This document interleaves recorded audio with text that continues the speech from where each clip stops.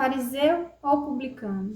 Como você tem orado? A paz do Senhor Jesus. Este é o nosso segundo devocional aqui no YouTube e hoje eu te convido a refletir sobre as nossas orações.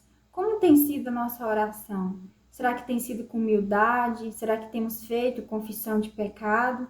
Ou será que simplesmente a gente tem se achado como bom diante de Deus, um coração orgulhoso?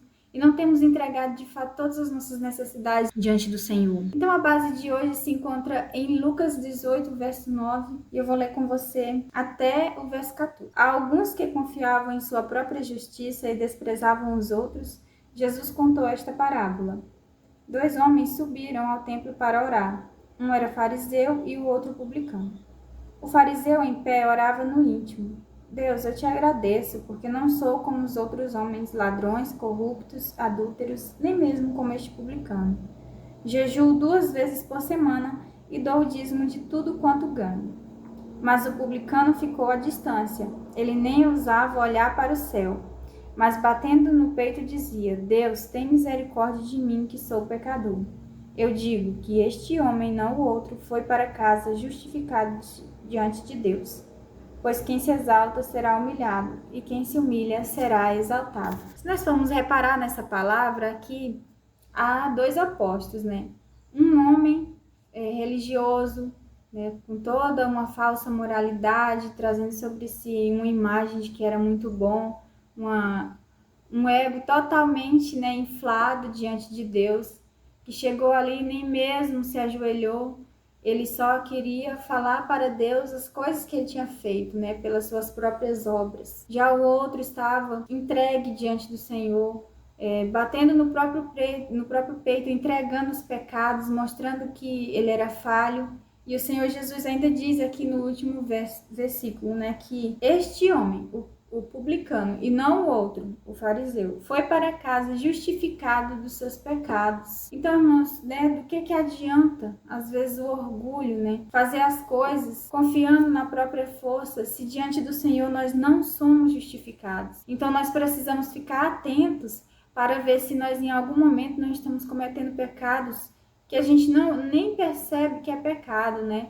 Então é aquela questão de vigiar, de estar sempre vendo o que nós estamos fazendo, procurando na palavra se nós estamos agradando realmente o coração de Deus ou se nós estamos apenas inflando o nosso ego com a falsa moralidade, achando que estamos fazendo tudo certo, quando na verdade só estamos exaltando a nós mesmos. O primeiro dos pecados escondidos no nosso coração que eu quero listar aqui hoje é o orgulho. E ele está no mesmo capítulo que nós acabamos de ler bem no início, né? Bem no versículo 9. Vamos dar ênfase no versículo 9. Alguns que confiavam em sua própria justiça e desprezavam os outros, Jesus contou esta parábola. Então Jesus ali mesmo no seu meio percebeu que havia algumas pessoas que confiavam em si mesmo e desprezavam os outros. Então foi algo assim bem direcional, né?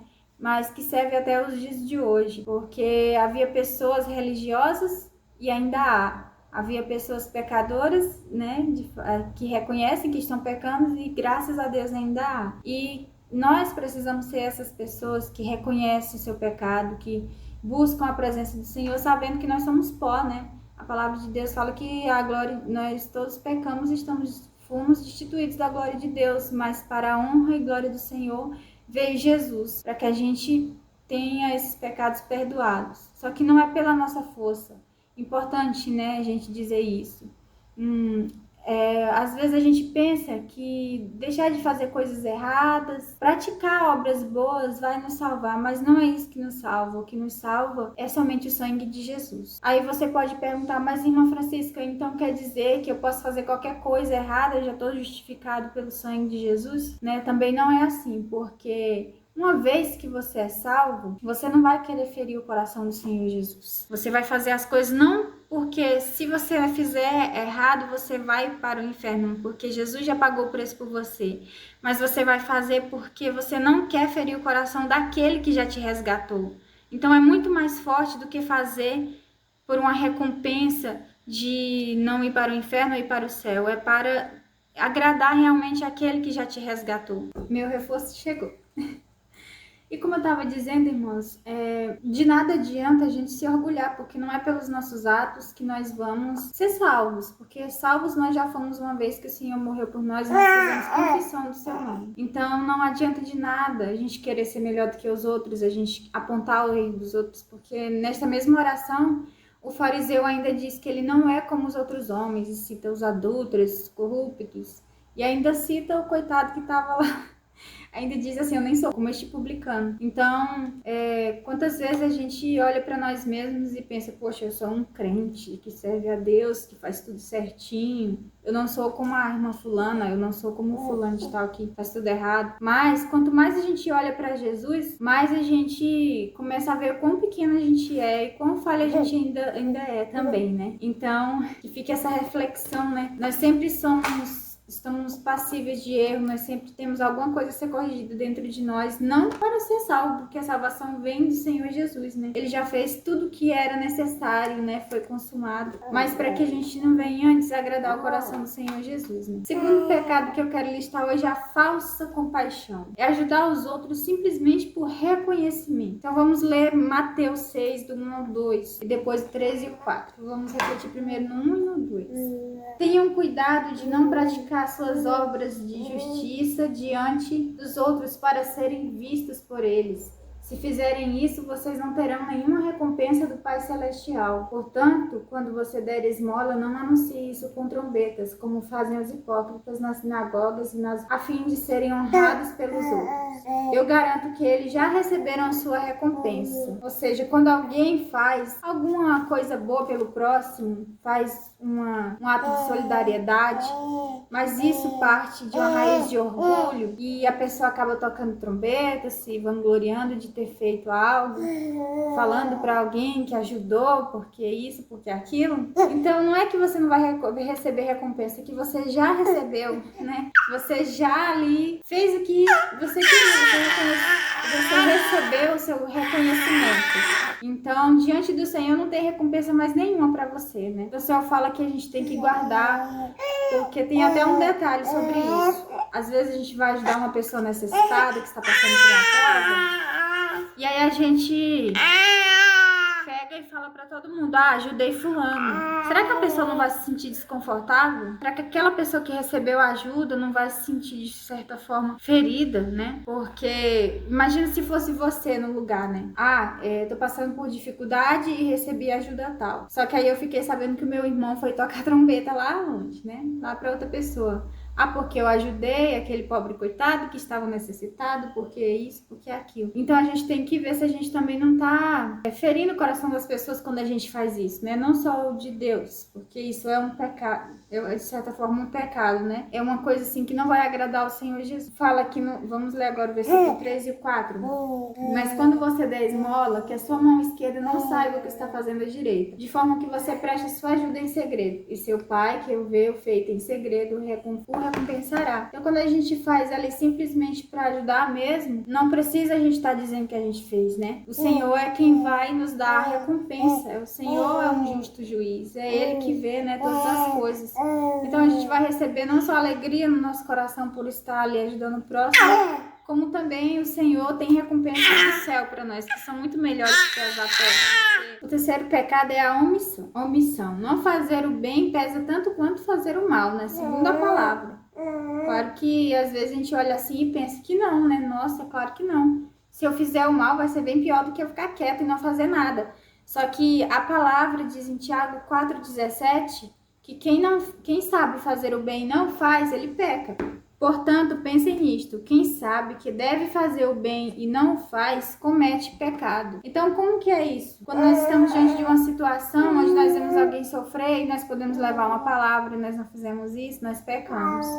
Quando nós estamos diante de alguém que está enfrentando dificuldades e nós temos ali para compartilhar com aquela pessoa algo, e nós não fazemos isso, nós pecamos. Nós vemos uma situação onde tem alguém sofrendo, nós não nos prontificamos a ajudar, nós pecamos, porque nós somos cristãos, somos sal da terra. E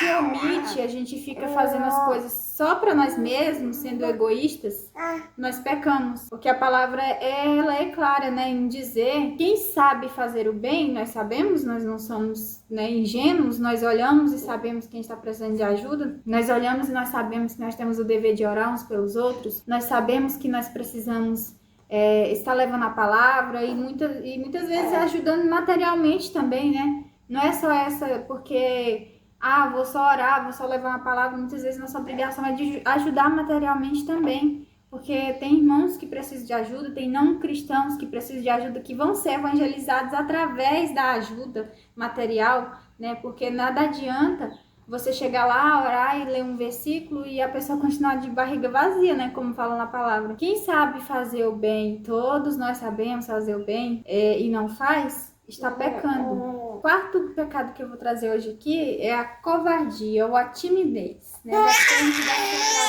tradução, da sua Bíblia. E o quarto pecado que eu quero trazer hoje é a covardia ou a timidez. Vai depender da sua tradução. Só que eu já quero deixar claro que a timidez não é um traço de personalidade, né? Quando traz aqui traz a palavra covardia, timidez se refere à covardia, ao fato de você não ter coragem de fazer o que devia ter sido feito. Vamos ler aqui Apocalipse 21, verso 8. Mas os covardes, os incrédulos, os depravados, os assassinos, os que cometem imoralidade sexual, os que praticam feitiçaria, os idólatras, todos os mentirosos, o lugar deles será no lago de fogo, que arde como enxofre. Então esta é a segunda morte. Então a gente vê aqui que é pesado, porque está bem no início de uma lista de pessoas que praticaram ali pecados muito pesados, né? Assassinatos, todo tipo de coisa, adultério, mentira. E aí a gente pensa, poxa vida, mas só porque não fez o que devia ser feito porque não fez, porque se calou quando viu o nome do Senhor Jesus colocado na boca das pessoas como algo ruim. E o quarto pecado que eu quero trazer hoje é a covardia ou a timidez, né? Vai depender aí da sua tradução. Só que para início de conversa nós temos que deixar claro que timidez está se referindo aqui no texto, é aquela timidez no sentido de covardia mesmo, de não defender o que era necessário defender, de não ter feito o que precisava ser feito no momento que foi exigido. Então, no capítulo 21, versículo 8 diz, de Apocalipse: mas os covardes, os incrédulos, os depravados, os assassinos, os que cometem pecado, imoralidade sexual, os que praticam feitiçaria, os idólatras e todos os mentirosos, o lugar deles será no lago de fogo que arde com enxofre. Esta é a segunda morte. Então é algo bem pesado, né? Porque bem no início de uma lista terrível de pecados, de pessoas que fizeram atos horríveis, está também ali a covardia ou a timidez. Mas o que significa isso? Significa, irmãos, que nós temos que nos posicionar. Existem certas situações onde eu pisquei o olho e o menino tava comendo papel. Mas enfim, existem certas situações onde vai requerer de nós uma coragem ímpar. E a coragem não é a gente fazer algo sem sentir nenhum perigo de medo, de não ter medo de nada. É a gente sim fazer, mesmo com o coração ali tremendo, né, com medo. E cada vez mais se aproxima esses dias onde nós vamos precisar defender a nossa fé, onde nós vamos precisar defender o nome de Jesus. Não por ele, porque ele é supremo, mas até por nós mesmos, pra gente provar mais, pra provar o nosso coração, né? Então vai chegar dias que nós vamos precisar defender a nossa fé de uma forma contundente. Então é preciso a gente conhecer a palavra, é preciso a gente se alimentar em oração, é preciso a gente fortalecer nosso espírito, porque cada dia mais estão vindo aí pessoas, né, cada vez mais odiando os cristãos, perseguição chegando até aqui no Ocidente.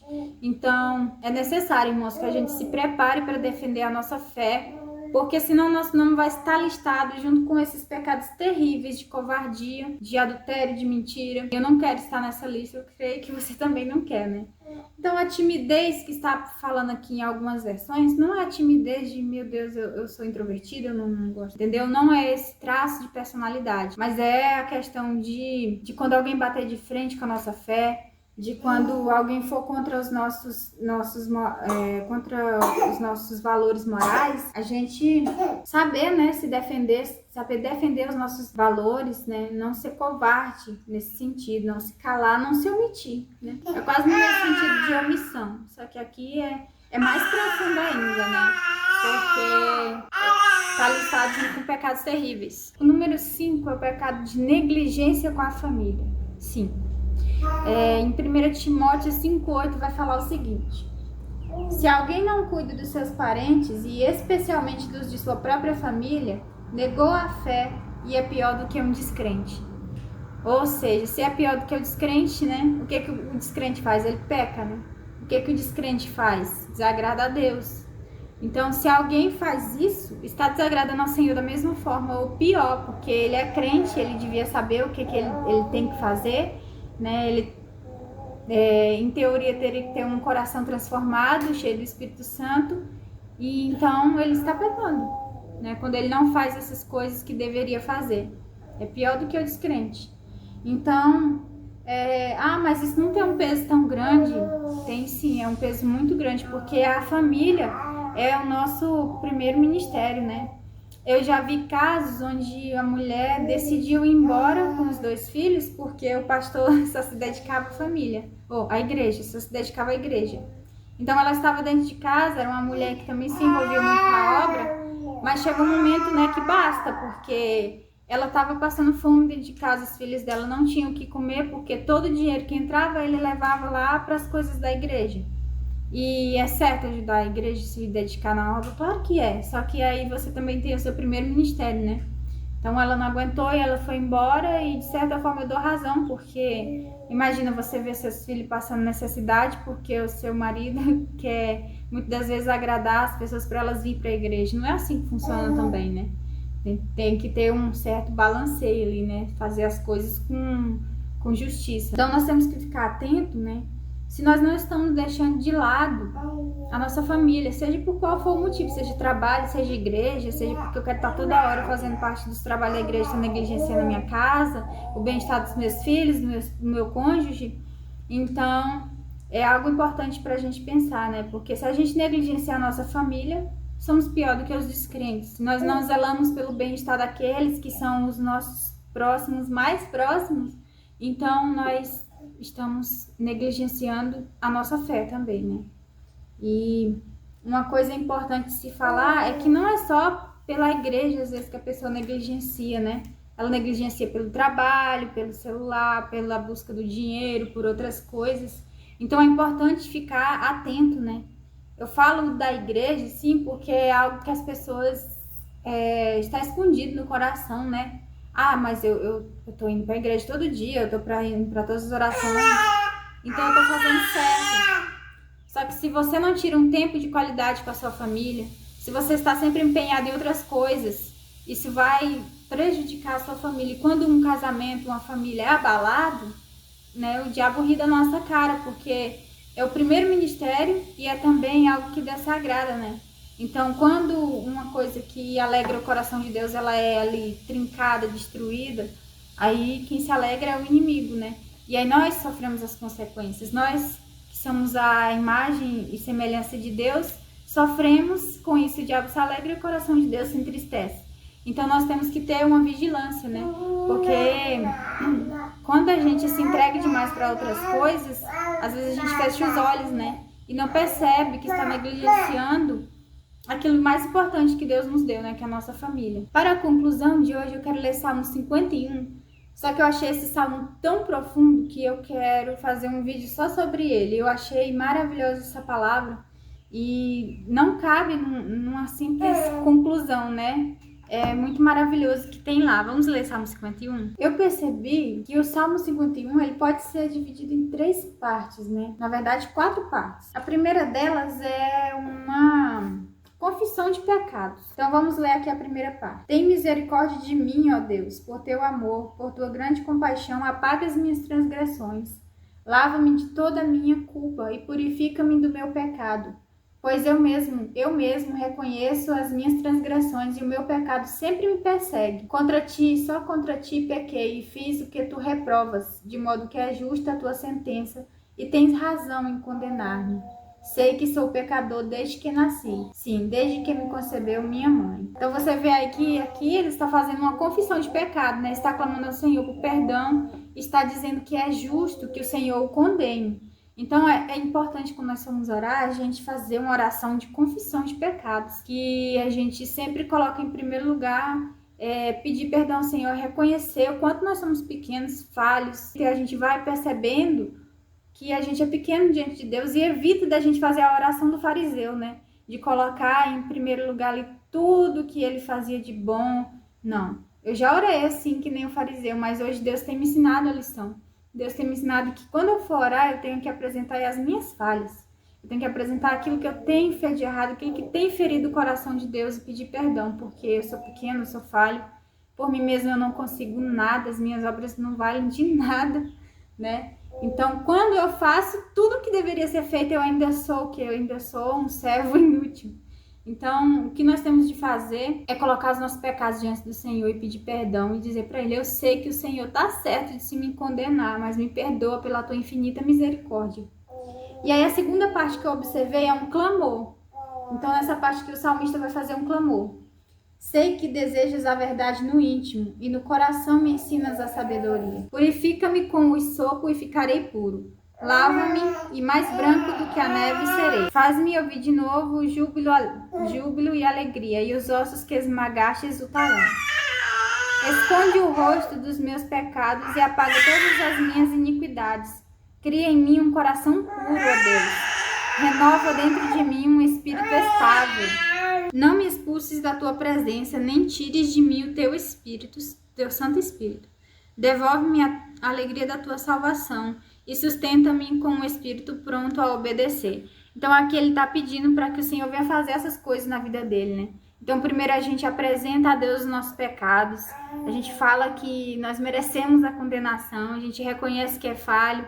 Então depois a gente começa a clamar a Deus pela presença dele, para ele perdoar os nossos pecados, para ele fazer aquilo que ele quer fazer na nossa vida, né? Nos purificar, nos limpar de todo pecado. Então aqui na terceira parte, na quarta parte, são os votos, onde eu percebi que o salmista pede uma coisa, ele fala que vai fazer outra coisa, ele faz um tipo de voto, como você pode perceber aqui no verso 13.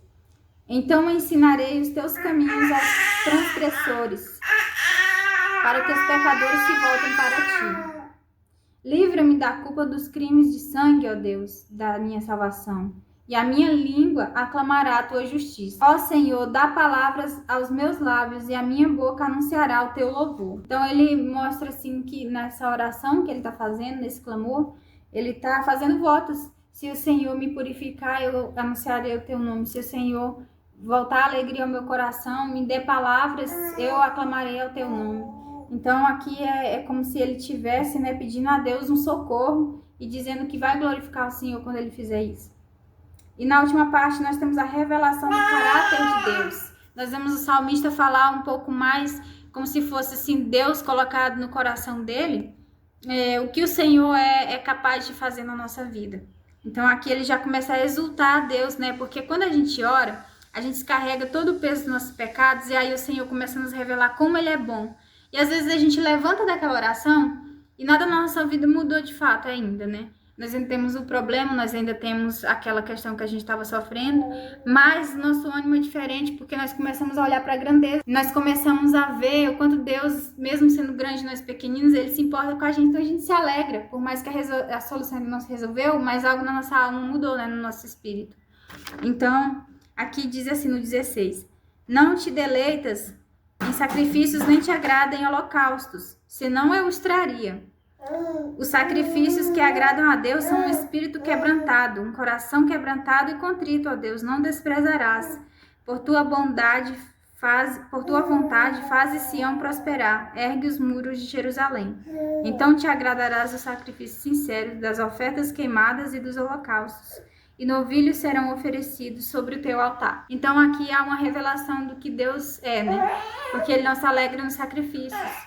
Ele se alegra com a nossa obediência, né? Com um coração contrito diante dele. Gente, que luta que foi gravar esse vídeo, mas eu consegui. Então, quero desejar que hoje você tenha um ótimo dia. Que Deus venha abençoar a sua vida. E vamos, cada dia, né, refletir nessa palavra. Que nossa oração venha ser uma oração humilde, que a gente venha reconhecer os nossos pecados diante de Deus. Não vamos fazer as coisas pela nossa honra, pela nossa glória, mas sim para glorificar o nome do Senhor Jesus, para dar bom testemunho. E acima de tudo, né, que a gente vai saber que nós não somos nada, só o Senhor Jesus, Ele é tudo na nossa vida. Né? Então não adianta de nada ser um religioso, ser alguém que faz aparentemente tudo certo, mas o coração está cheio de orgulho, né? Cheio de soberba. Então vamos entregar cada dia mais o nosso coração para Deus e entender, né, no nosso íntimo que o Senhor Jesus é só Ele que é bom, nós não somos, tá bom? Então fica com Deus e até o próximo vídeo.